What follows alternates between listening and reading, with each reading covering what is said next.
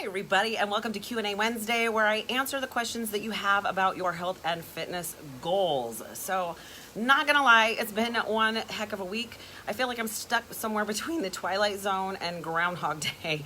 Every day I wake up and go, what is going on now? So, gonna refrain from making any comments as to what's going on in the world right now, but all I ask is that and just be kind to each other. Like, at this point, that's all I can talk about. So, but let's talk really quickly. I know that a lot of us have gotten a bit off track throughout this pandemic, and of course, like I said, there's just so much craziness going on. But I want to talk about what a healthy diet looks like, because I think a lot of us have the wrong idea, and I just want to make sure that you're making good choices based on what your body needs. Now, I know I keep begging you to understand that the least that you can do is boost your immune system and make sure that you're as healthy as possible, considering what's going on, and make sure that you obviously you can participate in doing good in this situation, and it all starts with you. So let's talk about what I mean by healthy diet. Now, of course, I don't like the word diet, because diet in general kind of almost it describes, for most of us, that we're making sacrifice and that we're giving up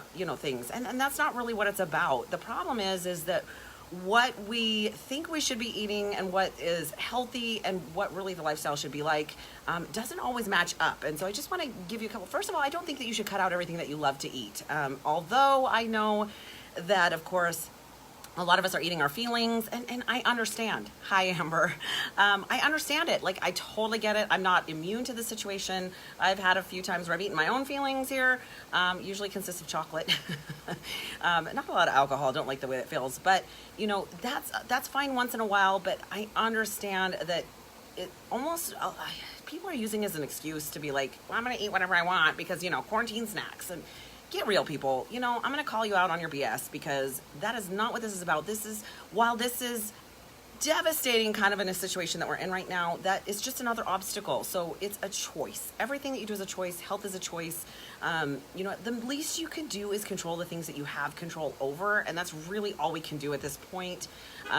So keep that in mind, that minimally you should be taking good care of yourself. Self-care is super, super important. So let's talk about what a healthy diet, again, I hate that word. It's all about lifestyle. It's what you do on a regular basis consistently that's going to make the biggest difference. Number one, you gotta eat enough. I would say the biggest issue that I have when people come to me is that they're just not eating enough food. Now, again, if you're eating a bunch of junk, that's a whole other ballgame. It's really easy to get way too many calories, and of course your body treats processed food differently than it treats healthy whole foods. So keep that in mind, that when you've been eating a whole lot of calories in just a Big Mac, when you actually eat healthy foods, it's a lot of volume. So I get people that as soon as they think they're going to become healthy, they eat way too little, they don't eat enough or often enough, and their body is starving. What I want to tell you is that your body it runs on nutrients, not just calories. There's a difference between eating for calories versus eating for macros, which is a thing, we'll talk about that in a second,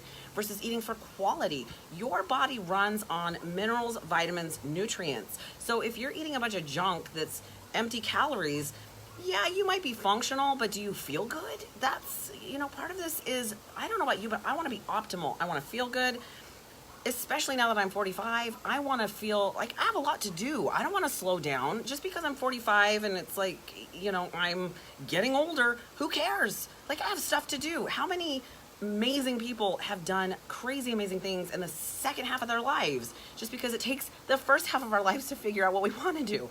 Sandy says that she's used this quarantine to focus on herself and give herself time that she hasn't allowed herself before. And I've noticed a lot of people have done that. All of a sudden you've had to slow down. You've had to kind of focus more on yourself. That's not necessarily a bad thing, because some of us run so fast we don't know what we're doing. We forget that we have to take care of ourselves. You cannot take care of other people. Moms, I'm speaking to you. You cannot take care of other people if you are not taking care of yourself. I had a really amazing person tell me and describe this to me once as being, she was a bright, shiny bucket. And at some point she looked at that bucket and it wasn't bright and shiny anymore. And what she realized was that she wasn't filling it up. She wasn't continuing to pour into herself, right? She was the shiny bucket. And so while she let it sit there, it became unshining, it became unfull, and she really struggled with herself. So you have to make sure that you're doing self-care. Like, I am an empath, so I'm having a really hard time watching other people struggle, but I also realize that if I don't take good care of myself, I cannot help other people. And I've described this before. It's kind of like getting on a plane, and the first thing that they do is they talk about, if the air masks drop down, if the air drops down, you are to put that mask on yourself before you help anybody else, including your children, because you cannot help other people if you are dead. So again, in order to best help other people, help yourself first. Take that time, take self-care. So back to feeding yourself, feed yourself well, make sure you're eating enough. Now, sometimes I have to describe this as like, it's almost like you're a vehicle. When I was 210 pounds, I had a bigger gas tank. I needed more fuel to run my body, and I needed to make sure that that was good fuel, because if you put cheap gas in your car, what happens? It struggles to run efficiently. Same thing with your body. Yeah, you can be putting 3,000 calories in there, but if it's all garbage, your body's going to struggle to run because it's cheap gas. Now, you have to put enough calories in there, because if you don't, your body's going to fight you on it. Your body has two goals that you don't even have to you don't have to consciously think about it. Your body will do it without your knowledge. Number one is to survive. That is your primary, body's primary focus, and it will do whatever it takes to make sure that you do not starve. Notice that if you're not eating enough calories, a couple things happen, and this is actually through research as well. That number one, you will start to crave things, because that is your body's way of saying, look, you're not eating enough. I have to make you eat in order to survive. You will also get food focus, not just cravings, but if you've ever got to the point where you're like looking on Pinterest and you're watching food porn because you're like, oh my gosh, cupcakes. That's because you're just not feeding your body enough food, and it's trying to make you do it. The other thing that happens is that your body's hormones will get all sorts of messed up. That's kind of putting it lightly, right? What happens is your ghrelin and your leptin. Ghrelin is your hormone that tells your body that you're hungry, kind of like, grr, I'm hungry.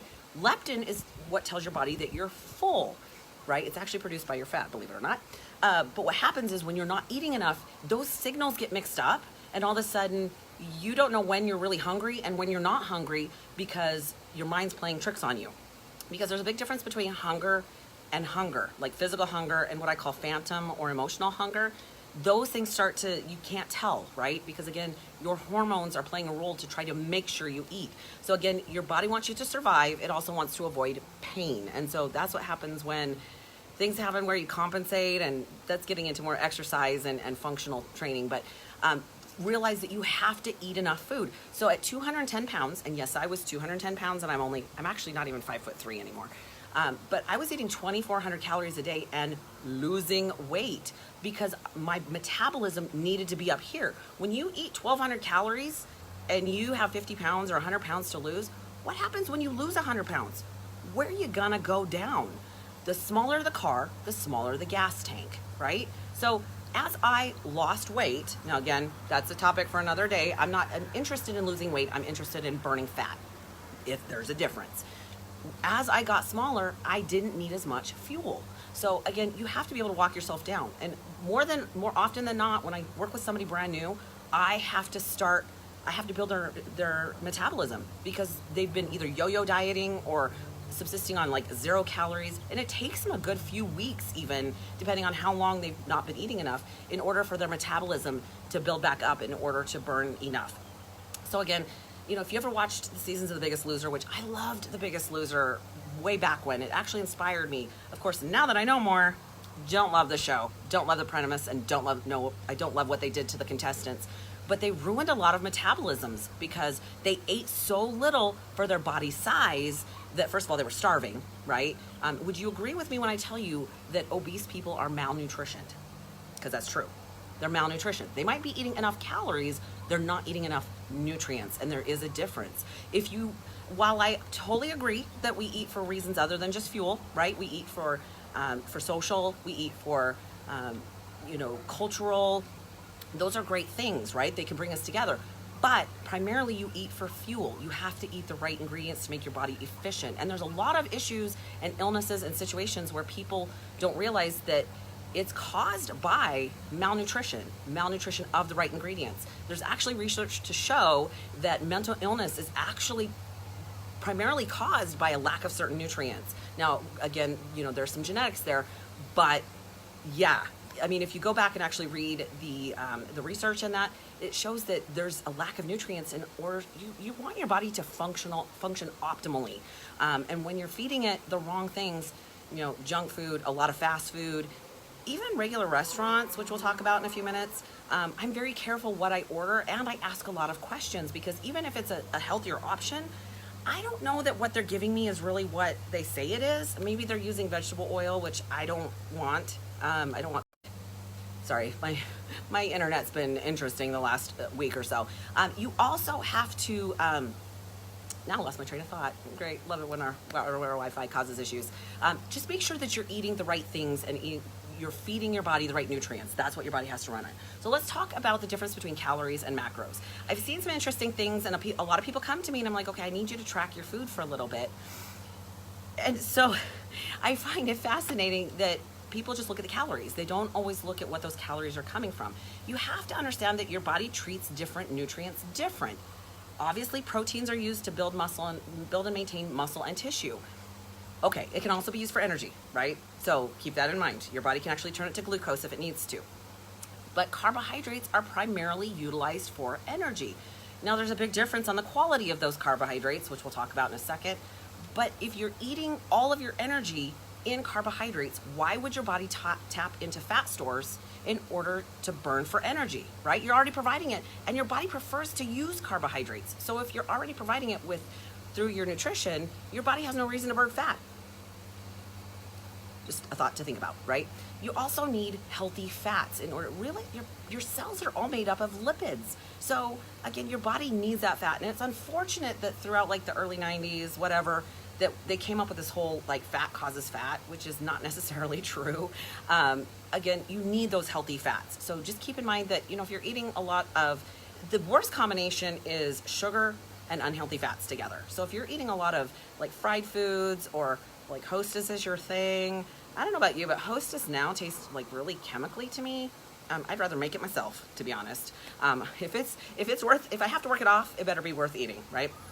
So again, you just have to make sure that you're eating the right amount of macros. And if you're unsure of what that is, then maybe we need to talk, and you can actually direct message me, because I love to talk nutrition anytime I get. So again, quality also makes a difference, because if you are eating a lot of sugar as your carbohydrates, you're going to spike insulin, and your body's going to store it. Your body cannot handle that much sugar in your bloodstream at one given time. Now, you do that over and over and over again, all of a sudden your body becomes insulin resistant, because it's kind of like the boy that cried wolf, right? It's like, oh, what do I do with it? Well, right, you're feeding it way more than it needs. That shoves it in fat cells, right? Your body spikes insulin, takes that sugar out of your bloodstream because it's toxic, shoves it in fat cells. Then all of a sudden, your cells are full. They don't need any more. There's no room for sugar. That's when diabetes occurs. Hi, Karina.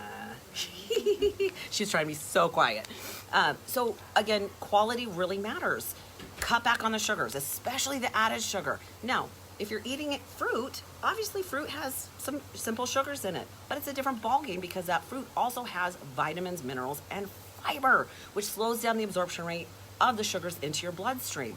So again, if you can kind of just almost see right from the get-go that if you're eating a lot of processed, shelf-stable food, that's a problem. It's also why I don't like Nutrisystem. No offense to Nutrisystem, it's still processed food. I've seen what they've posted, and I'm just going, how is that any better than just eating garbage? Because it's shelf stable, which means it has a lot of additives and preservatives. It's, oh, these bars. I'm like, and how much sugar does that have? It's still a processed food. So again, I would rather have whole healthy foods and have a dessert once in a while that's maybe homemade, made from scratch. At least I'm not eating a bunch of toxins and additives, because what does your body do with that? It shoves it in fat stores. It just does. That your fat stores are your body's survival mechanism. So again, keep that in mind, that if you're just eating a lot of the wrong things and you can't figure out why you're not burning fat, that's part of the process. Now, really quickly, let's talk about the three things your body cannot burn fat in the presence of. Super simple. Number one, alcohol. So if you are drinking, I'm finding it fascinating that it's one of the things that are considered essential. Now, mind you, I get it to an extent, because of course, at some point, I don't want to think about what's going on in the world at the moment. Maybe I do that. However, the problem is your body does not burn fat in the presence of alcohol. Your body has to deal with that before your metabolism kicks back in and can burn fat. So depending on how much you've drank, it can actually hijack your metabolism for up to 72 hours. So if you're drinking nightly and you can't, but you're eating healthy and you can't figure out why you're not burning fat, that's your problem right there. All right, Sandy says you don't use your reserve tank before your primary tank. Fat is your reserve and carbs are your primary tank. Yeah, that's correct. So that's a good way of putting it. See, make that car analogy. So alcohol, your body cannot burn fat in the presence of alcohol. Cortisol, right? That is your stress hormone. And there's a reason behind it. Cortisol is, at least in the future, when there was a real significant danger, right? Like, I like to say saber-toothed tiger, but, we don't deal with those things anymore, but we still have stress. Stress produces cortisol. Your body cannot burn fat in the presence of cortisol because cortisol is there on purpose. It's a survival mechanism. If you are stressed out, your digestive system shuts down. It takes the blood and it delivers it to the places that need it. It's kind of the fight or flight situation. If you're in danger, you need to be able to run away. You don't need to be able to break down nutrients. You don't need to, there's other things your body processes your body doesn't need because it needs to save you. So if you're consistently producing cortisol, whether that's because of work or because of the situation that we're at, or you're stressed out, your body's going to not be able to burn fat. The other thing is insulin. So again, if you're eating a lot of high sugar foods, just things that are processed and break down really, really quickly in your system, why would your body burn fat? It has to deal with what you're eating first. And like Sandy said, it has to deal with your primary tank before it can deal with your reserve tank, your body fat. So if you are struggling with any of those are the things that you need to address first before the other. So let's talk really quickly about eating out, because by all means, I understand we want to support local business. And so if eating out here and there is something that you can do, that's great. But if you're pretty consistently always eating out, you're going to struggle to get where you want to go. First of all, fast food. I mean, honestly, guys, again, we're talking about vegetable oil. And by the way, canola is no better than vegetable oil. All that means is Canadian oil. That's it. That's what that means. It's still vegetable oil. The problem with vegetable oil, I know they like to tout that it's healthier because it's vegetables, but the problem is it's processed with chemicals. So it's not good for you. It's just not. Let's take my word for it, read up on it. I don't really care. It's just not good for you. So if you're eating out, you're getting a lot of vegetable oil, peanut oil. You don't know what that oil, how long that's been in there. So if you're eating like French fries that have been deep fried, it could be rancid oil. Again, you're just getting food that's not healthy for you. And of course, it tends to be a little more processed because it's fast food, right? So if you're going to eat out, you really should prefer places that are more sit down or just have healthier options. But even then, you can't control how they're cooking that food. So I like to ask lots of questions. I know where I can eat that I can get a little bit healthier options. And almost everywhere has like a grilled chicken salad. So there is a way to do it, but please do it smart and make those decisions in advance so that you don't go in and smell your favorite food and go, okay, I'm just gonna eat that instead. I'm gonna have poutine, which by the way is pretty good. Just don't do it all the time. So again, make sure that you're eating the right food. So as it comes down to what you're cooking for yourself, choose fresh over processed. Choose the outside perimeter of the store versus all the stuff on the inside of the store, which is shelf stable and processed. Because I don't even care if it says organic or healthy. They're going to use words that make it sound healthy, but it's not. Again, no offense to Nutrisystem. Their food is not healthy. It's in a box. It's shelf stable. It's processed. Read the ingredient list. We talked about this last week. That definitely doesn't make you a healthier option. So your first goal is to just choose better options. Fresh produce, fresh proteins. Shop the outside perimeter of the store. Even better yet, grow your own vegetables. Choose to buy, locally sourced, which is a great option. Grass-fed. I buy all my eggs from a local farmer. They taste better. They have more nutrients in them. So again, at first you just want to make better choices. Eventually you want to make optimal choices, but it's a journey. You can't do that from the get-go. It's too big of a change. Make smaller choices that eventually will get you to that optimal. I look back at what I thought was healthy and what got me, losing the initial 80 pounds, and I could never eat like that again because number one, I don't like how I feel, but I know what's in it at this point. It's taken me a decade, but I've learned more about health and nutrition, and it makes a big difference there. So hopefully that helps. If you guys have any questions, this is not about me telling you what to do. This is about me helping you to make better choices and educate yourself, because nobody's going to do it for you. Big food isn't going to do it for you, right? Because they're going to give you what is selling. And what is selling is ultra processed, extremely tasty foods. Yeah, they're designing it on purpose. They're designing it for you to be addicted to it, right? Because they want to sell more product. That's what makes the shareholders happy. So just make good choices. You can eat those things once in a while. First of all, if you eat super healthy, those things are going to make you feel sick, to be honest. When I eat something, I'm like, ooh, I want ice cream. And my body just goes, I don't like you, right? Primarily eat well so that when you do eat those things, you're not causing those issues within your body. You understand that all the metabolic diseases are here because we're eating processed garbage. That's why they're here. And this situation should scare you. If you are overweight, obese, which again, almost 50% of Americans are obese, 75% are overweight, and only 12% of Americans are metabolically healthy. That means 88% are not. 88% of Americans are not metabolically healthy. That is unacceptable to me. There's a lot of just horrible things going on in the world right now. Do your part. You do what you have control over, and what you have control over is what you're feeding yourself at this moment. So hopefully that helps you guys. Like, I'm not trying to be doomsday. I'm just trying to help you live a better life amidst what's going on right now. But if you do have any questions, or if you have a great idea or something you want to talk about, please make sure that you leave a message below or that you DM me directly. I do respond. I do respond to pretty much everybody, as long as you're not creepy. So have a great week, you guys. Hang in there. Hang in there. All my love to you. I'm just out here trying to help people and motivate you and give you hope, because I do believe in good things and helping other people. So have an incredible week, you guys. I love you all.